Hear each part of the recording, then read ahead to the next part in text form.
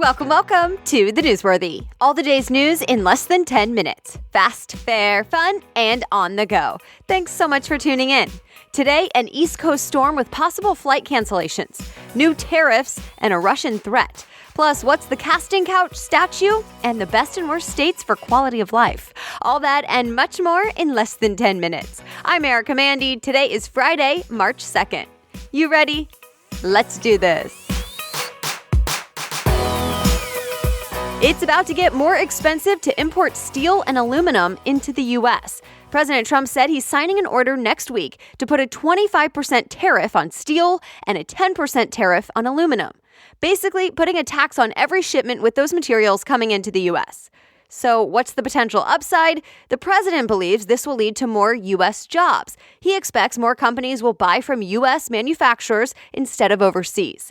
The stock market was not as excited, though. The Dow dropped 500 points yesterday. Fox News reports the expected tariffs could mean more tension with China.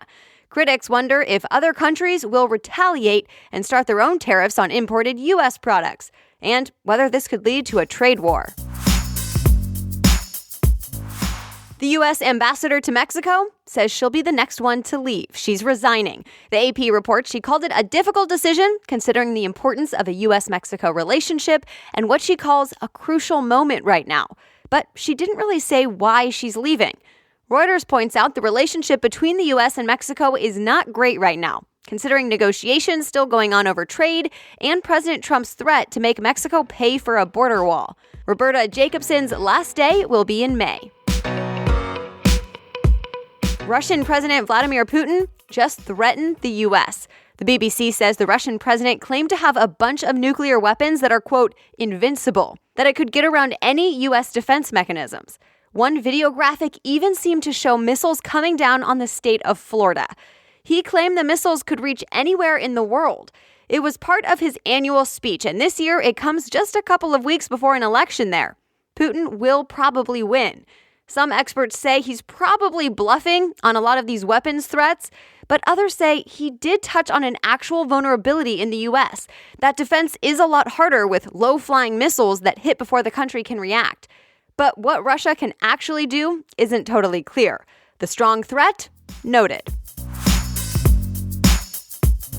Remember that Equifax data breach? The company now says, actually another 2.4 million more Americans were affected, that their names and driver's license numbers were exposed. That's on top of more than 145 million people Equifax already said had their personal info exposed.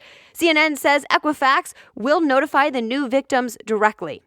Remember, Equifax is a credit reporting agency, and this hack was first announced back in September of last year, and that was already a few months after the company knew about it. Even worse, the company later said it knew about a security flaw before hackers hacked in.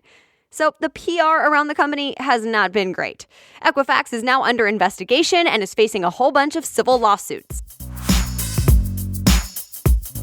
The East Coast is dealing with a big storm known as a nor'easter. It's starting early this morning, and it could bring flight delays and cancellations. So we're talking about strong wind, rain, snow, and coastal flooding.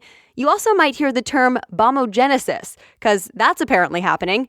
The Weather Channel says it's a fancy way of talking about a storm that develops very quickly under certain conditions. Flight issues could happen today and tomorrow. In fact, some airlines are saying you can change or cancel your flight right now without a fee. They're trying to get travelers to rebook before things get hectic. So it turns out the teacher strike across West Virginia is not over after all. The governor made a deal with the teachers union, and everyone thought it was going to be back to class. But it turns out state lawmakers weren't having it and didn't pass the agreed-upon bill.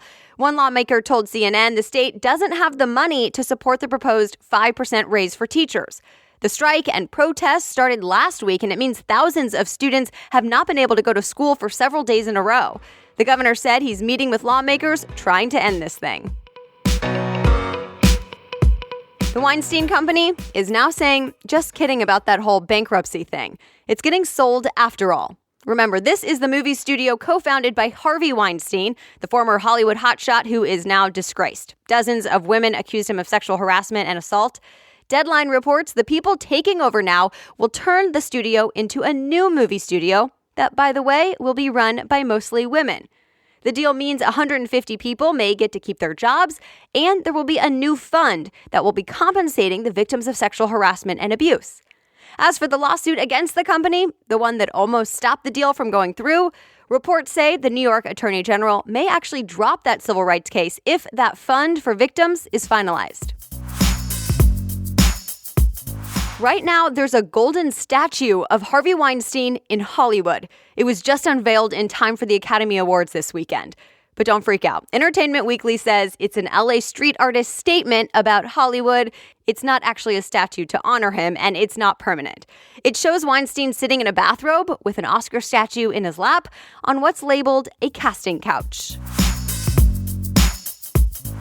And yes, the Oscars are this Sunday. In fact, the awards ceremony turns 90 this year.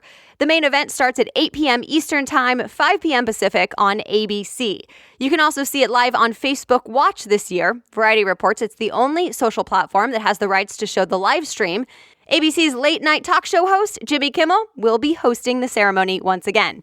One more tidbit for you. Some Oscar nominees are getting $100,000 swag bags. Time says it includes trips to Greece and Hawaii, a diamond necklace, and a 23andMe genetic testing kit. There are also all sorts of offers for health and beauty things. Of course, if you want to know more about the movies, the politics, and a little behind the scenes before the big event, we did talk about that in yesterday's episode for 3 Question Thursday, in case you missed it. An Entertainment Tonight host gave us the scoop. Uber is launching something called Uber Health, but it's not for the average Uber user. Instead, it's meant for healthcare providers, hospitals, and rehab centers.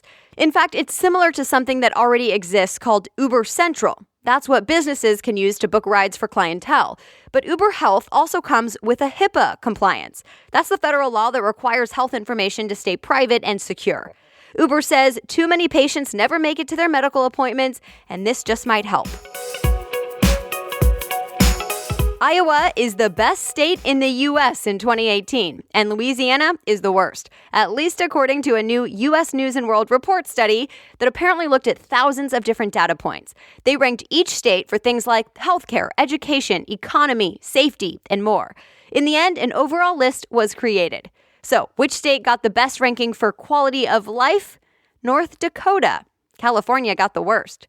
You can see the full list with all the categories in today's show notes at thenewsworthy.com. And that's it for today. Thanks so much for listening. And a quick welcome to those of you listening on the Overcast app. I know I've gotten some new subscribers there lately. I'm so glad to have you, and I would love it if each of you hit the star button. It helps the Newsworthy move on up in the rankings. If you're on Apple Podcasts and get value out of this, please be sure to leave a review or even just hit 5 stars to rate it. Thank you all so much for the support and for recommending The Newsworthy. You can always read more about any of the stories that caught your attention today because I provide links to all the articles in today's show notes at thenewsworthy.com. From the homepage, just click episodes, then find today's date. The Newsworthy is ready for you every day, Monday through Friday by 4 a.m. Eastern Time. I'll be back with more news on Monday. Have a great weekend.